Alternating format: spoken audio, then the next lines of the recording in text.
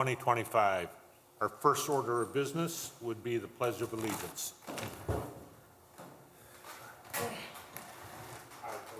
Allegiance to the flag of the United States of America, and to the republic for which it stands, one nation, under God, indivisible, with liberty and justice for all.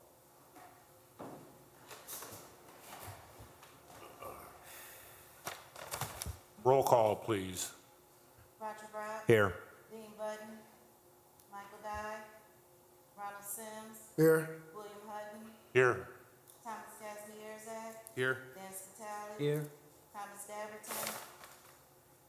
Here. Marcus Taylor. Here. 7 present. We have a quorum. Thank you very much. Is there a motion on the floor for the approval of the minutes of June 6, 2025? I make a motion to approve. I'll second it. Second? Second. Thank you.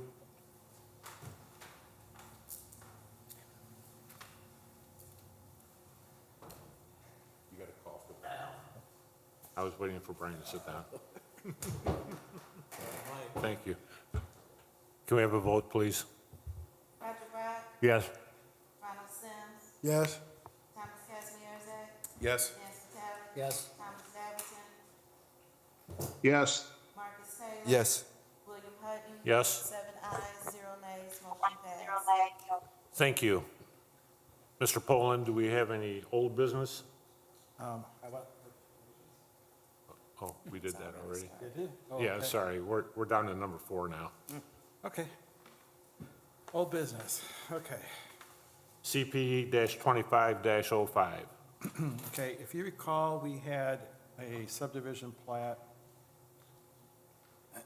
excuse me, for the Hammond Briar East Mercantile Plaza. After we received the recorded subdivision plat, we noticed that they forgot to fill in the document numbers that were associated with the cross-access and the sewer easements. So that led us to a certificate of correction that was done by the surveyor. Typically, how we handle the Planning Commission side of the certificate of correction, and I think, Shannon, you didn't copy a second page on the document, but there was, oh, I'm sorry, there it is. Stand corrected. If you look at the actual drawing, there's language upon which the Planning Commission and the Secretary signs. And typically that this would have been brought back to a Planning Commission meeting, and we would make a motion to approve that. But because of their timing on the project, that we modified the language just to defer that to the president of the Planning Commission. And because this was done a little out of the norm of how we handle it, we are asking for the Planning Commission to take action and the motion would be to ratify the certificate of correction for the Hammond Briar East Mercantile Plaza subdivision. Thank you, Mr. Poland. Are there any questions by any of the commissioners regarding this document? Hearing none, is there a motion for the ratification? Mr. President? Yes. I move to ratify the certificate of correction. Thank you. Is there a second? Second. Thank you. Call to vote? Roger Brock. Yes. Ronald Sims. Yes. Thomas Kazmierzak. Yes. Dan Scatali. Yes. Thomas Daverton. Yes, and Shannon, could you turn your mic on because I cannot hear you at all? Is this better? Yes. Okay.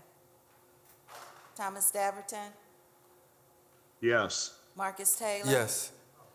William Hutton. Yes. 7 ayes, 0 nays. Motion passed. Mr. Poland, is there anything else we need to do for this? No, that concludes that. Thank you very much. We appreciate it. Moving on to new business. CP-25-07, petition of storage development Hammond LLC for approval, a one-lot subdivision of Hammond Storage Addition to the City of Hammond located at 3518 Sheffield Avenue and 345 136th Street, which is zoned I-1 Light Industrial District and C4 General Commercial District within the City of Hammond, Lake County, Indiana. Ms. Secretary, have all the notification requirements been met? Yes, they have. Thank you very much. And do we have a petitioner at the podium? Yes. With Your a name? flourish, and I apologize for the extra 30 minutes on the Borman. Scott Yaney. Thank you. Yahne, 3 Lincoln Way, Valparaiso, Indiana. Thank you. And I also have with me Amit Patel, who is our real petitioner here, but I'm going to stand in and try to give an overview for y'all. Thank you. Okay, so Amit is here. His company is Storage DEV Hammond LLC. Hang on one second. Hold it. Jake, what are you trying to do? Could I have the other gentleman at the other mic? Okay, all right. Okay, thanks. Sorry, Scott. Oh, no, certainly. And we're here concerning, there are 2 common addresses. I'll give a little bit of background, but 3518 Sheffield and 345 136th Street. So that'll give us our orientation. But if you look at the overview of the GIS that is on page 1 of my supporting letter for 2507, 2507 is an application for subdivision approval. And then when we get to 08, that's going to be a petition to rezone because we have a couple of parcels that were zoned differently than the surrounding parcels. So that just is our big overview. Amit has a rather substantial development plan for this area. He'll have to come back before the BZA in furtherance of that plan.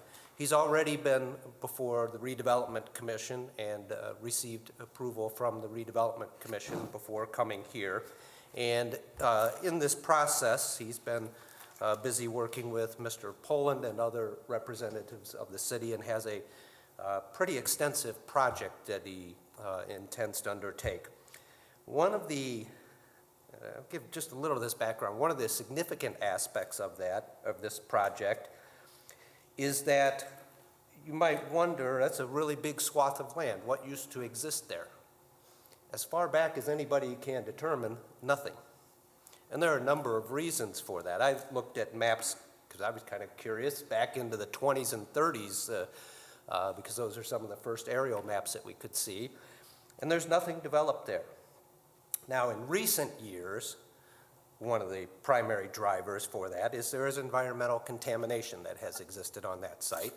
And Amit has been working extensively to remedy that issue and has, one of our earliest steps here was working with Ron Novak to come up with an action plan that if he gathers the approvals that he'll go forward on to address those concerns. So what we are talking about in this instance is putting to work a parcel of property that hasn't been able to work for the city to this point. So the property is currently zoned, or it's segmented between I-1 light industrial and C4 general commercial districts. We're going to ask you to convert the C4 later in the other petition, convert the C4 to I-1. Stick to the subdivision. I'm sorry? Stick to the subdivision. I get editorial comment here. I like to let people know where we're going, but in any event, we've got a long legal description, and we're trying to combine this long legal description into a single parcel, and that, in essence, is the basis for this application for subdivision approval. Ultimately, if you look at page 6, you'll get an overview of the development that Amit plans. Ultimately, he'd like to put on a climate-controlled storage facility that's about 200,000 square feet, a 311 canopy parking stall storage for RVs, and boats. So these will be in closed settings, and one of the kind of really interesting and exciting attributes of this project is that these stalls, these parking stalls, will have solar roofs on them. They'll have solar collectors, so we're going to also be generating electricity at that site via solar collection. And these are pretty advanced panels, and Meet has been traveling all over the place sourcing these, and he's ready to do this project. And so we did bring this out to Redevelopment Commission, and it's got a lot of attributes from an economic perspective that aren't necessarily for us tonight, but at least that the Redevelopment Commission has considered. And for that reason, amongst some others, we think this is a really good project ultimately for Hammond. We need to show you in the application for subdivision, and working together with Mr. Poland, Don Turinga has worked extensively in coming up with this subdivision plan. And there were, I will just tell you, there were a lot of tweaks along the way in this process. I'm happy to get down into any of the details, but we do meet the 4 criteria that we need to meet for the application, and for that reason, we're asking for approval of this subdivision application this evening. Okay, if I may help you along, Mr. Yaney. For the benefit of the Plan Commission, this is actually currently 5 tax parcels. And even though we talked about the addresses of 3518 Sheffield and 345 136th Street, there's a couple of other addresses that are associated with the current configuration of the property. This property also has 2 wetland areas. In the subdivision plat, you will see that these are called out as wetland easements. There's an existing utility easement that is not in conflict with the proposed development. And I was going to say, one of the tax parcels are interesting just by itself because along 136th Street, or some people call it Boy Scout Road, there is a 2-foot wide strip of land that parallels the street, and that is colloquially called a spite strip. And that was at one time owned by the IHB, and then ultimately it had been acquired by actually the lot that the gas station is on, their portion of it, and then Mr. Patel has acquired his portion of it. Going back to the use of the property, I think this has pretty much been slag dump over the years, and that's where the environmental issues start. Because of the way the parcels are drawn, there are no legal descriptions that go to the center line of the street, so there's no need to dedicate any of the streets on the adjacent to this. And then ultimately it is to consolidate into one lot, and then the final address of the property would be 3518 Sheffield Avenue.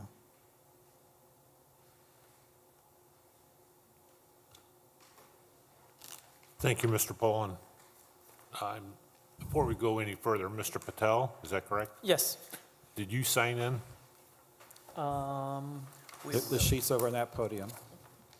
If you would, please. It's just a formality, but we would appreciate the paperwork.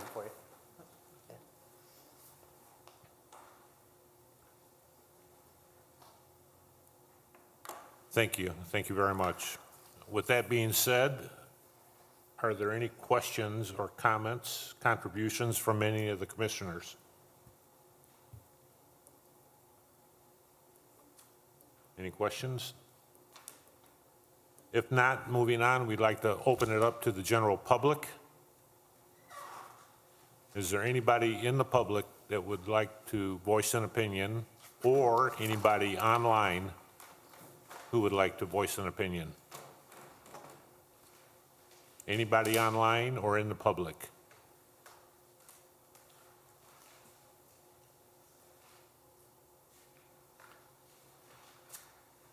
If hearing nothing, public comment is now closed. Commissioners, last chance. Any questions, comments?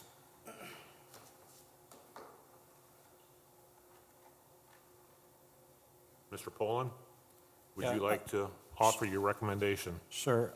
In addition to my previous comments, the lot does meet the minimum lot size requirements and area for the lot. There's at least one technical thing on the plat that needs to be addressed. I know that it's not on the version that you have, but I know the comment has been given to Mr. Patel, and he's passed it on to Taranga. The plat does not specifically put the 3518 Sheffield address in the correct location to effectuate that address change. That Thank- being thank said, you. I'm sorry? Go ahead. Okay, that being said, the subdivision plat was sent out for agency review. Not all agencies responded in the timeframe. Typically, NIPSCO is not responding in the timeframe. Of all the responses, no objections were received. Staff's opinion is that the plat meets the requirements set forth in the subdivision control ordinance and recommends that the Planning Commission grant preliminary and final approval of the subdivision plat subject to, one, the technical corrections that I referenced, and two, the approval of the rezoning by the Planning Commission and the City Council.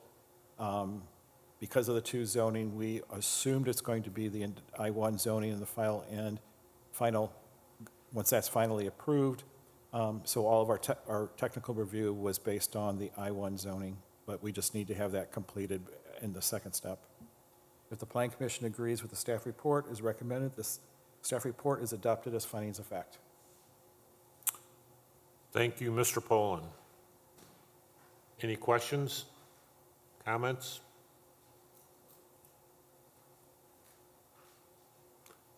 Thank you. Is there a motion on the floor? Motion to approve. Does that motion go for preliminary and final approval and including the two conditions? Yes. Second. That was a yes and a second. Can we have a roll call vote, please? Roger Brock. Yes. Ronald Sims. Yes. Thomas Kazmierzak. Yes. Dan Spitali. Yes. Thomas Daverton. Yes. Marcus Taylor. Yes. William Hutton. Yes. 7 ayes, 0 nays, 0 abstentions, motion passed. Thank Mr. you. President, Go ahead. I'd also like to make a motion that we adopt this report as a finding of fact. Do I hear a second? Second. Thank you. Can we have a roll call vote, please? Roger Brock. Yes. Ronald Sims. Yes. Thomas Kazmierzak. Yes. Dan Spitali. Yes. Thomas Daverton. Yes. Marcus Taylor. Yes. William Hutton. Yes. 7 ayes, 0 nays, 0 abstentions, motion passed. Thank you very much. And then, Mr. Patel or Mr. Yaney, would you just please follow up with Mr. Taranga to make sure that the technical corrections that we've identified? And then I'd like to see a digital copy first before you give us the Mylars. I'd like to add one more comment, if I may. This is a very unusual piece of property, a very unusual configuration with a lot of obstacles. Thank you for taking it and making it work. I wanted to say the same thing. I'm sorry. That's We okay. appreciate it. Thank you. Thank you. Regardless how some of us may come off. Thank you. And I'm sure you had a lot of help from Mr. Poland and his staff. Indeed. Thank you. Hearing that, let's move on to our next case, and that would be CP-25-08, petition of Storage Development Hammond LLC to reclassify property located at 3518 Sheffield Avenue and 345 136th Street, which is zoned I-1 Light Industrial District and C4 General Commercial District to I-1 Light Industrial District within the city of Hammond, Lake County, Indiana. Madam Secretary, has all requirements been met? Yes, they have. Thank you very much. Mr. Petitioner, Yes, Scott Yaney, once again, for petitioner, and Meet is here as well. I want to say hello to my friend, Mr. Daverton, and wish we were at least where he appears to be, whether he is or not. It's lovely. No, I'm where you think I am, Scott. Thank you. Oh, great. Good to see you. Good seeing you. So this is the petition to rezone that I got out a little ahead of myself the last time. And on page 2, you can see the area of the property that is currently designated in C4. It's that red box. And all around the property, and that consists of I think it's, I'm trying to remember if it's 1 or 2 parcels that were, Luke Oil owns a gas station.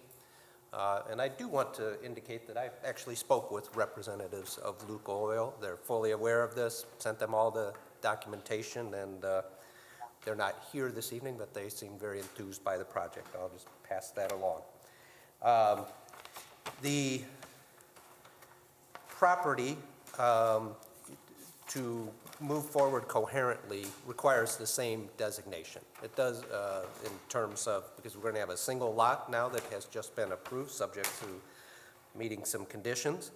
And so we're seeking to have that single lot have the same zoning designation of I-1 rather than bifurcated C4 and I-1. We have to show to you that we comply with, that this change will comply with the comprehensive plan, and specifically that we meet the amended North Hammond redevelopment plan. And on page 4 and 5, I've set forth the 10 criteria of why we think this project complements the Hammond Marina, which this area is designated to help enhance, and how the amenities this project, if approved, would offer enhance that entire area. First of all, I mentioned the interior climate-controlled storage and the RV and boat storage. This facility will also feature a clean-out and wash bay that's very large and with a high roof, so that RVs can be cleaned under roof. It will have a full dump station for RVs. It's going to have a lounge that allows people who are there working on the RV, updating it, doing the type of work that they would want to do, to be there with their families, including loading and coming to the park, picking up the RV and then heading out. So it's got a full lounge with couches, TVs, play area for children. It's designed for families. There's also a recreational area with a dog park. In short, this is intended to be a very family-friendly facility. It will be highly secured in terms of access to and from the facility. And we think that this will enhance the services and quality of life for Hammond residents. It's going to give a dynamic use to this property. There will be employment associated with this facility. We're maximizing the use of this land, which hasn't been able to be put to use thus far. We're encouraging new investment, increasing the local tax base, inviting new private investment, and these are all criteria that are set forth within the comprehensive plan that addresses this area. And it enhances the utilization of the Hammond Marina and even Lake George as a community resource, having these facilities nearby. And we are addressing an environmentally challenged property in this project. So we think it really hits it out of the park when we look at the comprehensive plan, which is something we ought not pay short attention to when considering a zoning change. The current condition and character of the structures in this district you need to consider. I think you're all familiar with this parcel out on Boy Scout Road. We're not going to cause any issues with applying or conferring I-1 light industrial district uses. We already given you, usually at this stage, I may not know the intended use sometimes. Here we know, and it is going to be something that is very suitable for this facility. As to any concern that you might think, well, we've got RVs coming on and off the property, these are relatively few visits per day. If you think about it, people are going to park their RVs, leave their boats there for extended period. So, there will be many days where there are 5, 10 visits in total the entire day. So this is not a traffic stream that's going to overburden us. And it's in an area that can facilitate that type of traffic. And we have a lot of buffers. If you looked at those overhead images of the property, even the Google Earth images, on page 2 of my letter, you really get a sense of kind of either the train tracks or the road and tree lines. There are a lot of buffers to this property, including the existing water on site that will act as buffers to the surrounding area. So this is not going to be a use or a zoning designation that conflicts at all with surrounding properties. We have to show you that this is the most desirable use for the land. And we think that this use that we've come forward with is very desirable. In being mindful of the fact that we are seeking a zoning change, it would allow other uses, in the future potentially. But we've gone through with Mr. Poland, and you'll see on page 6 and 7 and 8 of the supporting letter, through the strike-through language, all the sorts of things that we say you're not approving here this evening. So we have a specific use in mind, but for example, we're never going to sell fireworks from this site. We're not going to, obviously, one of the uses that I-1 permits is adult entertainment. That's never permitted here. No vehicle sales, tow yard, not allowed. So there are some uses in I-1 that we are just saying, no, those don't belong here. And we agree that as part of any approval, those uses would be stricken. We have to show you that we're conserving property values. Here, I think we're greatly enhancing property values. We're giving a good, coherent use to this property. And that ties into our 5th factor, that this is evidence of responsible development and growth, and will be a big investment in the Hammond community that's going to pay off in many ways in future years. So in light of, we believe, establishing those criteria, we are seeking a change of the zoning map to permit I-1 light industrial district uses on the property that we have just now designated as Lot 1. So, thank you. Thank you, Mr. Yaney. Any questions, comments from any of the commissioners? Mr. Poland. Yeah, I have some questions. On page 6 and 7 and 8, when you do lay out the uses that you want to exclude from the zoning, are you planning on a covenant document to effectuate that? Yes, I'll prepare a covenant document. Okay. And then just for discussion purposes, you may want to leave section 1110, number 5, which is basically the cell towers, Oh, because you got it's a 3-story building, correct? Correct. I don't know what the grid is and whether there's any dead zones. You might want to just think about that, maybe not eliminate, to not preclude the opportunity of a cell tower on top of the building. we would like to retain that possibility. I don't have a specific recollection of why we thought we needed to exclude it, but if we could leave it in, we'd like to. Yeah, so anyway, if you can prepare the covenant document for us, and everything else, I don't have any concerns about what you're suggesting.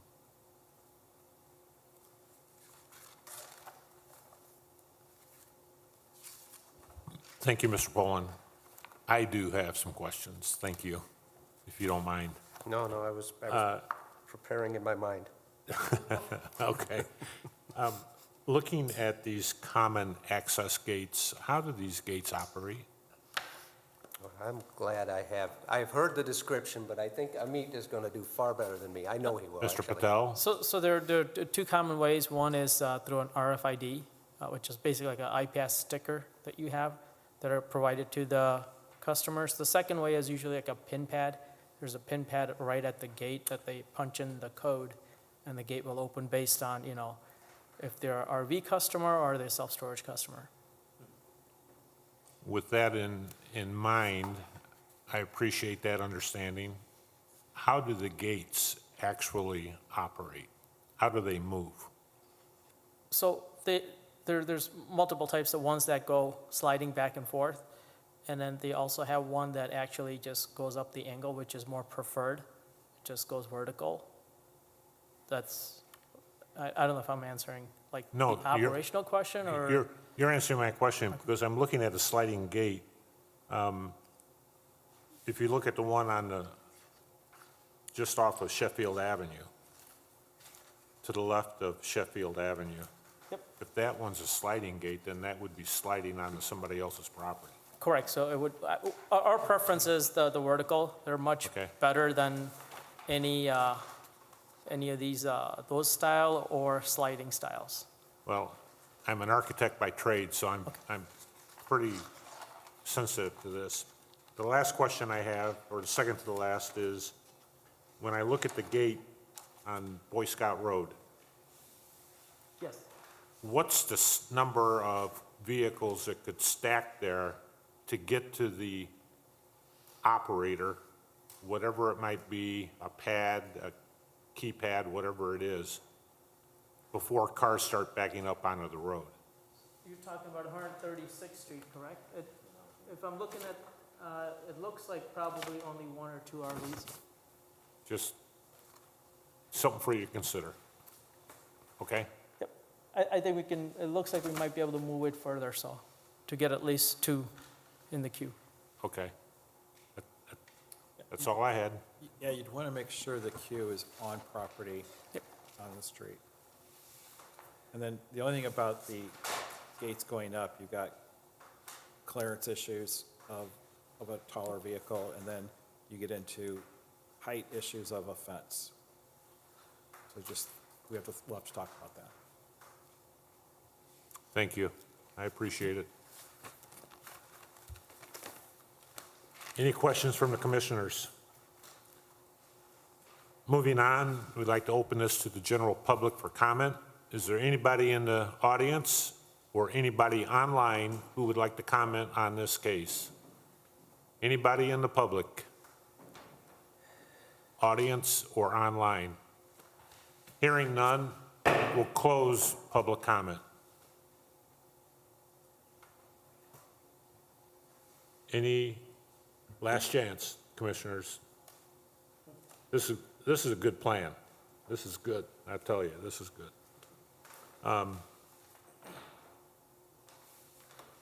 Mr. Poland, your turn.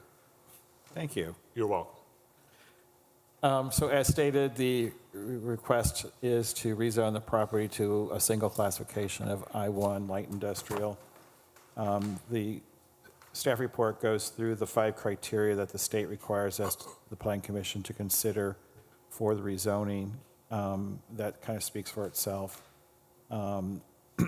We also talked about that there's going to be a covenant document that talks about restricting some of the uses. The other thing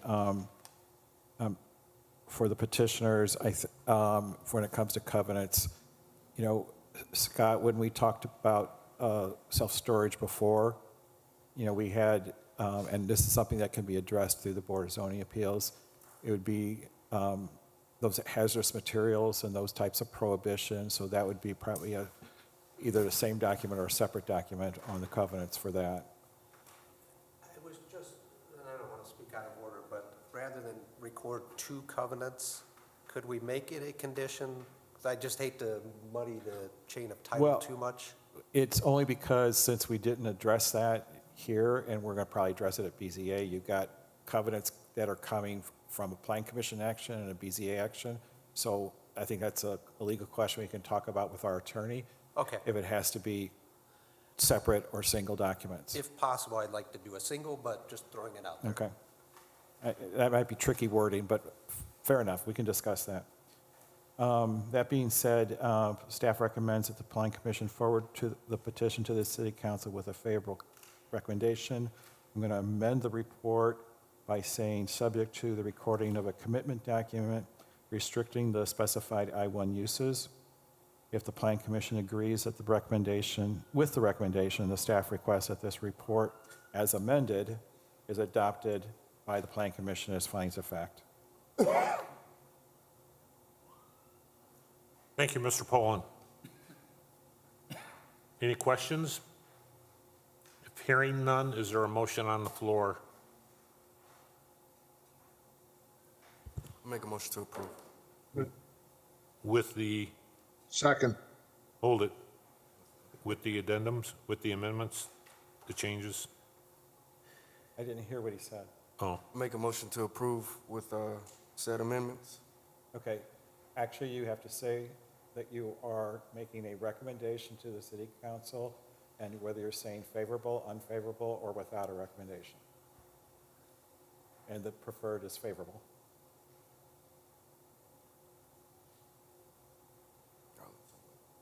Mr. President, yes. I will make a motion to, forward the petition to the city council with a favorable recommendation, subject to, I didn't catch everything that you said, subject to The recording of the commitment document restricting the specified I-1 uses. that. Thank I'll you. second. Second. Second, thank you. Roll call vote?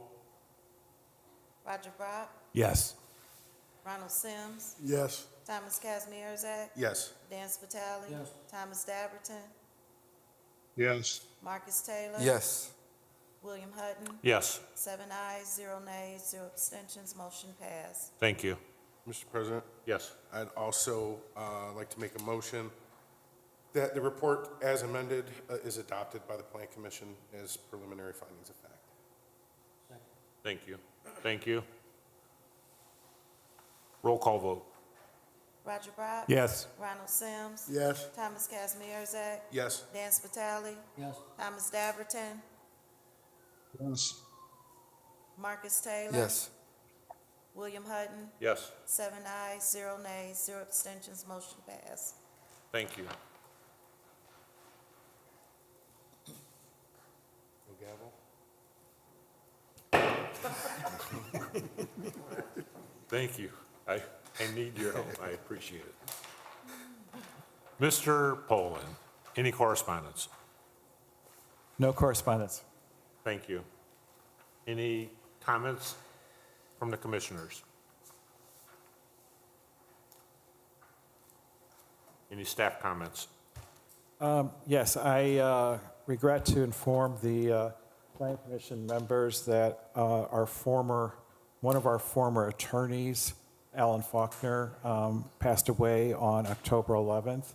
I literally just found out about it today. So those of you that knew him, he was our attorney in the 1990s, I think up through the 2000s. He was a great man to work with, and I'm sorry for the family.